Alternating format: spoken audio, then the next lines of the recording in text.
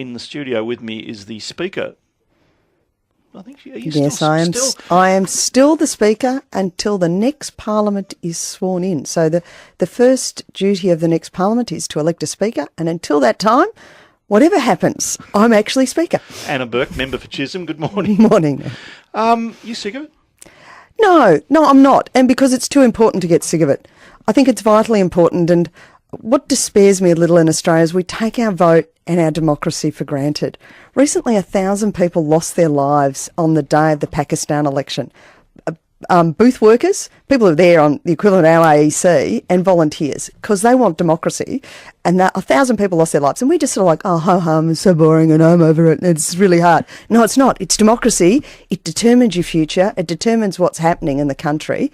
And it's vitally important. So I'm there fighting for the next 2 weeks. But you agree people are over it? I think people are over it. I think that the difficulty has been that we've had 3 years of an election cycle. It's not 6 weeks, it's not 5 weeks, it's 3 years. I mean, in some respects, we've got too small an election, a government period. 3 years is tiny. By the time we've got in, you've got the government up and running, we're almost in election mode again anyway.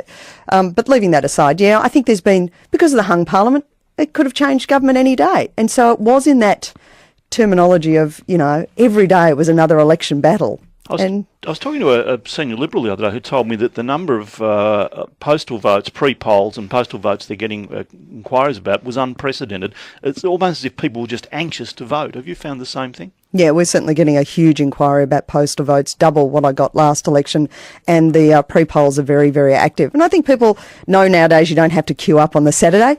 There's also semi-finals on, which probably people are more in tune to. The talk of Essendon's out there. It's, I think it's far more exciting, tragically, than the federal election. It shouldn't be, because the federal election is vitally important to people. But yeah, I think a lot of people either have made up their mind or just want it out of the way.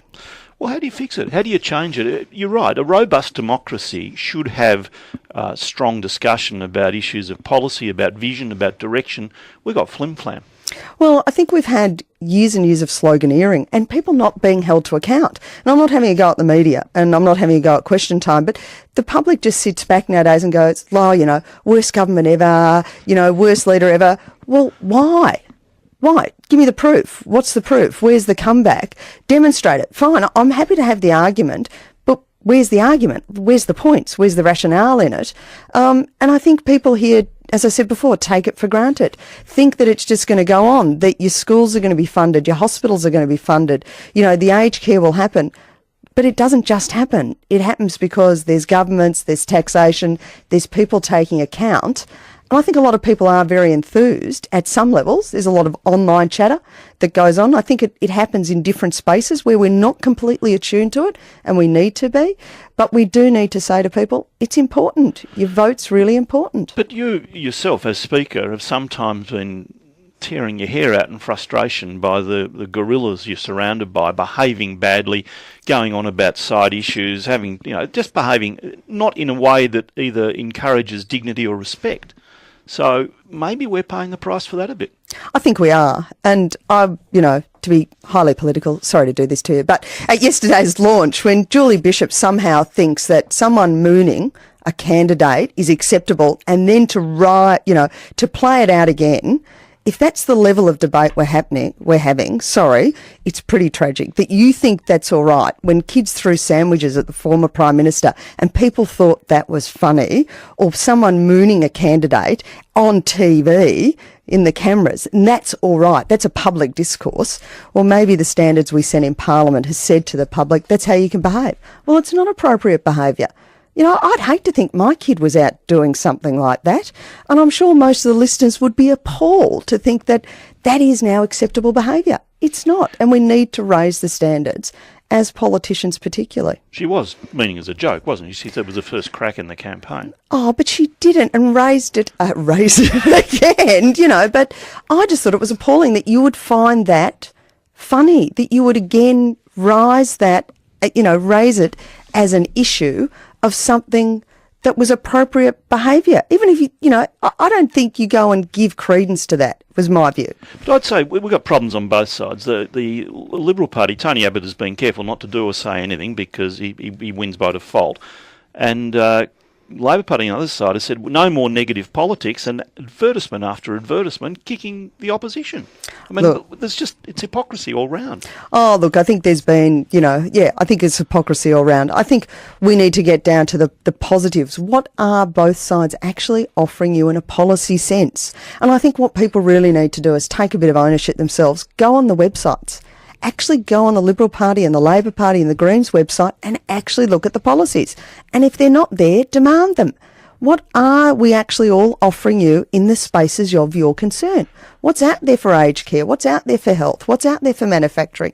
Actually make an informed choice as opposed to listening to the colour and movement, because there's certainly a lot of negativity that's been coming through the letterboxes in my electorate. I wonder if you would put the headphones on for a moment. I've got a question for you from Ryan. Yes, Ryan, go ahead. Yeah, hey Neil. Hello Anna. Hi. I'm in your seat of Chisholm.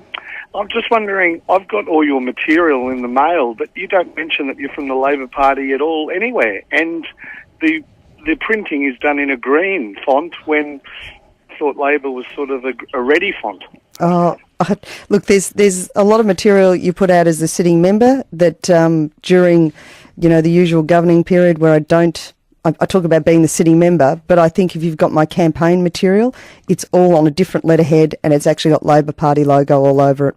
Well, that's your material released since the election was called. Yes, since the election's called. But prior to that, you're the sitting member and it doesn't matter which party you come from or which party you voted for. I'm there to represent everybody. So I think you take a bit of a neutral stance in between elections because I don't want people to think, they can't approach me because they didn't vote for me. But during the campaign, there's a different letterhead and it's very much all tagged as Labor, and that is paid for out of my campaign budget and not my entitlement. I was talking to Graham Richardson earlier, former Senator Graham Richardson, who about Tony Abbott's daughters being used at the launch of the campaign yesterday. We couldn't remember a time when family members have been used quite so openly through a campaign. Do you think it's a good thing or not? Does it worry you? I'm a bit wary of it. It was really funny. I didn't see the launch. I was actually in town participating in the Parkinson Awareness Walk yesterday. I took a bit of time out of campaigning to actually go walk for a really good cause. And I came home, my 13-year-old had said, I watched it and I couldn't work out why those girls were talking because it didn't seem like they were talking for themselves. It seemed like they were reading a set speech and it wasn't coming, as she said, from the heart about their dad. And she found it really odd. I certainly wouldn't be exposing my 11 and 13-year-old because they're much younger. I find it really jarring. I must admit, they're not the ones being asked to be elected. Presumably they're smart enough and old enough to make up their own mind on it, though. Oh, certainly. And as I say, there's a big age difference between my kids and theirs. And if they want to do it and they want to participate, it's fantastic. But at another level, I just find that they're not the ones that are being asked to be voted for. It's their father that is asking for the vote, not the daughters. Or are we going the very American style and you get the whole family package now? That looks that way. Hello, Matt. Yes, Matt? Madam Speaker, I must admit I do agree with you what you said about the way some people behave in front of either actual members or constituents. But I think you need to understand the way some people believe parliamentarians and politicians actually act. If I acted the way some politicians acted in my workplace, and I know in your role you have to try and rein it in and control it, I wouldn't have a job, quite seriously. I totally agree with you. Can I tell you, I've been saying this for the last 12 months, that the behaviour in Parliament just gives everybody the wrong impression. Because if you did carry on like that in your workplace or a kid carried on like that at school, you'd probably be suspended or sacked. It's highly inappropriate. I couldn't agree with you more. Perhaps we're paying the price for it now, as I said, with people say to hell with a lot of you, we'll just vote and get it over with. And I think that is the case. And sadly, I think it reflected the nature of the hung Parliament. I don't think it's reflected my 15 years in Parliament up and down from both sides. But there was a far more rancorous nature in this Parliament, and maybe we are paying the price. You hold Chisholm by 5.8%. You going to hold on to it? Don't know. We'll wait and see. And it's not up to me to say whether or not I am or aren't. It's up to the voters. It's not my seat. It's not the Labor Party's seat. It's the people of Chisholm's seat. And they need to come out and decide. And, I hope they do, give me the honour of doing again, but it's up to them. And looks over for the Labor government, doesn't it? I don't know. Look, it's really an interesting one. I think it's, there's a real disconnect, I feel, from what's on the ground and what's in the papers. And I think it'll get down to the wire. I think it'll be closer than it looks at the moment. But who knows? And I think at the moment it's literally a day-by-day proposition about, we're spending all this time on gaffes and daughters as opposed to policy. So if people hone in on the policy, I think there's a better choice. But I'm completely biased and I would like the Labor government to be returned. But I think, people need to get down to that, and I'm not sure we've spent enough time in this campaign doing it. You want to be opposition leader after the election? God, no. Why not? They might be looking for one. I wouldn't be opposition leader. I wouldn't be Prime Minister. I think I've said that on your program before. Speaker was a great gig. If I had the opportunity, I'd love to do that again.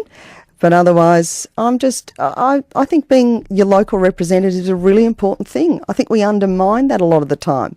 That, being there and being accountable to the people who put you there and looking after them is vitally important. And I don't want to take that for granted ever. Oh, good luck. Thank you for coming in. My absolute pleasure. Anna Burke, member for Chisholm and still Speaker, House of Representatives.